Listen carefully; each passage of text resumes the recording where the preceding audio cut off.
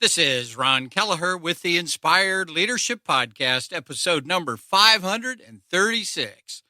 Today's episode is entitled, Are There People in Your Workplace You Need to Minister to? Hello, and welcome to Inspired Leadership, the podcast for Christian leaders in the marketplace who want to be the best leaders they can be. And now your host, Ron Kelleher. As a leader, you have a responsibility to not only manage your organization, but also to minister to those within it. Your employees are not just resources or assets, but individuals with unique experiences, perspectives, and needs. To lead with empathy and understanding, learning from the one-on-one ministry of Jesus Christ is essential. In the New Testament, there are several instances where Jesus spoke to or ministered to someone one-on-one. Here's a few examples. There's Nicodemus. In John 3, Nicodemus, who is a Pharisee and a ruler of the Jews, came to Jesus at night to inquire about his teachings. Jesus spoke to him alone and explained the concept of being born again. There's the Samaritan woman. In John 4, Jesus met a Samaritan woman at a well and spoke to her alone about a living water and eternal life. There's the blind man. In John 9, Jesus healed a man who was born blind and then spoke to him alone about his faith and identity. There's the woman caught in adultery. In John 8, Jesus defended a woman caught in adultery and spoke to her alone, telling her to go and sin no more.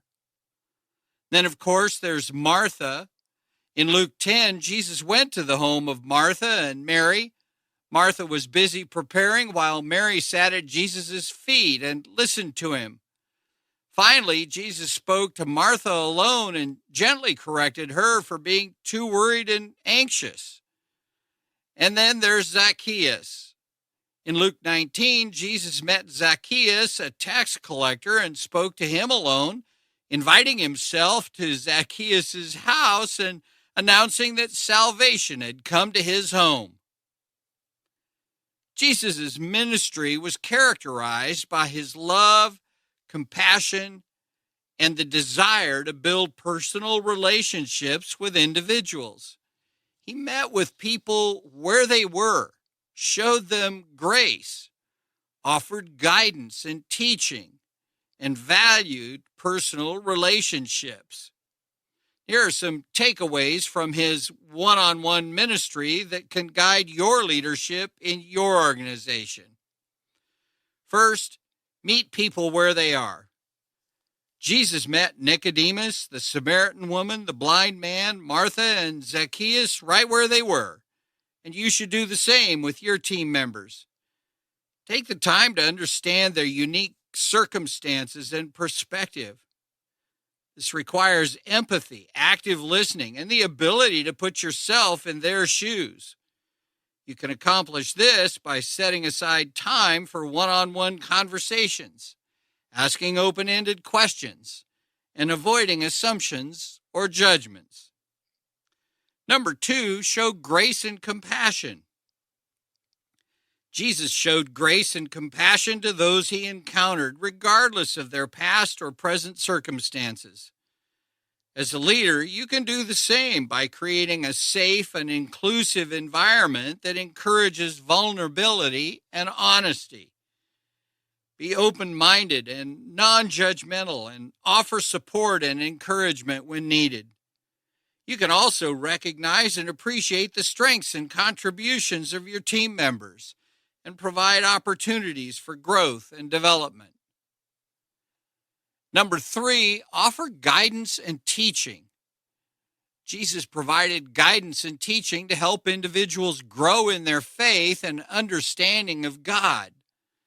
Similarly, you can provide guidance and teaching to help your team members develop their skills and achieve their goals. Be a mentor and a coach and offer feedback and constructive criticism. You can also provide training, resources, and tools to help your team succeed in their roles. And number 4, value personal relationships. Jesus valued personal relationships and one-on-one interactions with individuals. He spent time with people, listened to them, and built relationships that would last long beyond the encounter. As a leader, you can value personal relationships by investing time in your team members, getting to know them personally, and showing an interest in their lives beyond the workplace. This creates a sense of belonging and fosters a supportive and positive culture.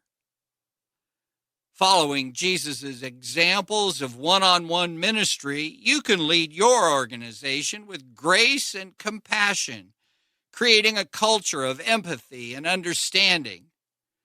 And as a result, your team members will feel valued, supported, and empowered to achieve their goals, leading to greater productivity, innovation, and success. Remember, leadership is not just about managing tasks and processes, but also about ministering to the needs of those in your organization.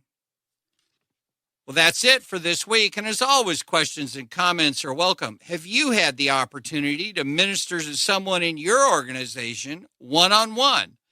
And if so, what was the result? I'd love it if you'd come over to the website at ronkelleher.com/episode number 536 and leave me a question or a comment. And as always, before we go, I'd like to ask you to do me a quick favor, and that is to hop on over to whatever podcast service you're listening to this on.